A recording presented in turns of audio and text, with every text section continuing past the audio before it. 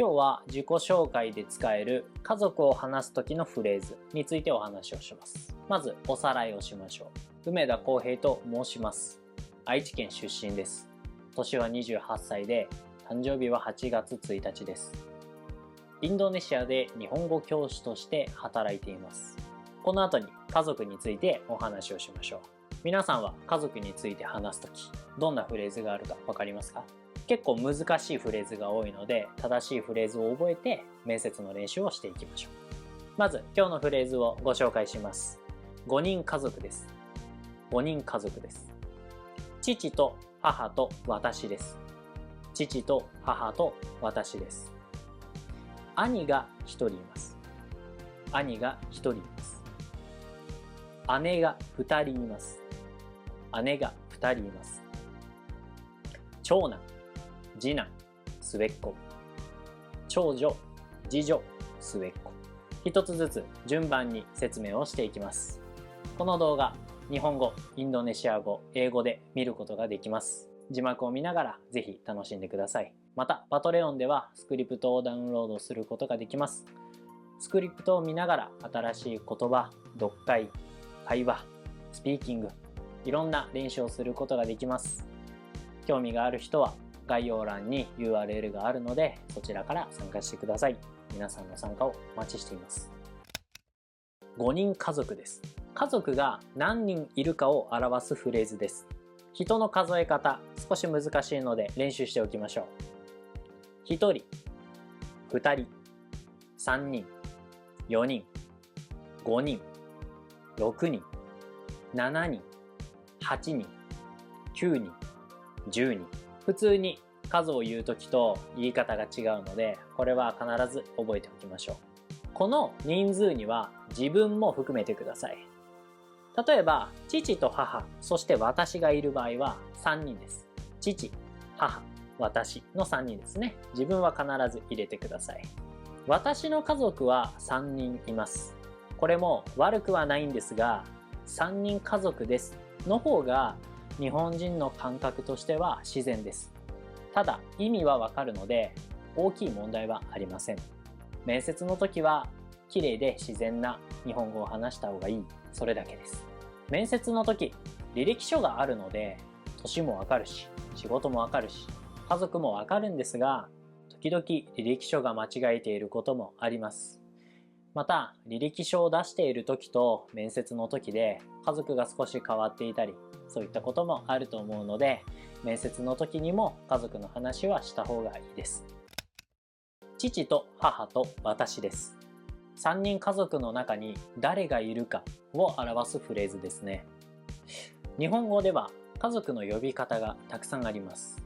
父、お父さん、親父、父親。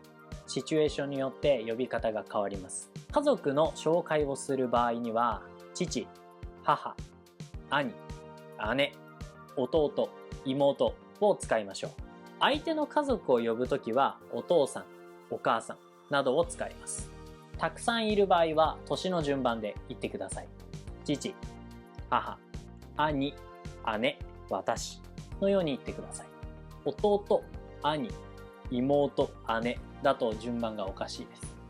必ず上から順番に言うようにしましょう。そして兄弟がたくさんいる場合がありますよね。その場合、父と母と兄と兄と兄と私です。これは言いません。兄が3人いる場合は、父と母と兄が3人います。と言ってください。まとめると、私は6人家族です。父と母と兄が3人と私です。このように言いましょう。この時、父と母の後に少し時間があると分かりやすいです。早く父と母と兄が3人いますというと、父と母と兄が3人ずついるのか、父と母と兄で3人なのか、少し分からなくなってしまいます。3人というのが全ての言葉につながってしまうんですね。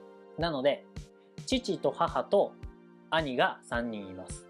このように少し時間を作ることで兄だけの話なんだということがわかります。このあたりのリズムもすごく大切ですね。また、時々2人兄がいますという人もいますね。これを面接の時に時々見かけるんですが、これは少し不自然です。意味はわかるんですが、聞いていて少し難しくなってしまうので、兄が2人いますと覚えましょう。この文法をね、N5 で勉強します。面接の後も必ず勉強する文法なので、必ず覚えるようにしましょう。2人以上の兄弟がいくつかある場合、これも難しいですね。この場合、例えば7人家族です。父と母と兄が2人、姉が1人、弟が2人います。8人家族です。父と母と兄が2人、姉が1人、弟が2人と私です。というと分かりやすいです。この場合、兄が2人と姉が1人と弟が2人ではなく、兄が2人、姉が1人、弟が2人と間を作るだけで問題ありません。少しね、文章が長くなってしまうので、焦って面接の時ね、緊張してわからなくなるかもしれないので、これは必ず練習をしておきましょう。この時も年上から順番に言うようにしてください。私は最後でも大丈夫です。それでは最後に今日勉強したフレーズを使って練習をしましょう。3人家族です。父と母と私です。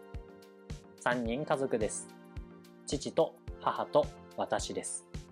5人家族です。父と母と兄が2人と私です。5人家族です。父と母と兄が2人と私です。8人家族です。父と母と兄が2人、姉が1人、弟が2人と私です。8人家族です。父と母と兄が2人、姉が1人、弟が2人と私です。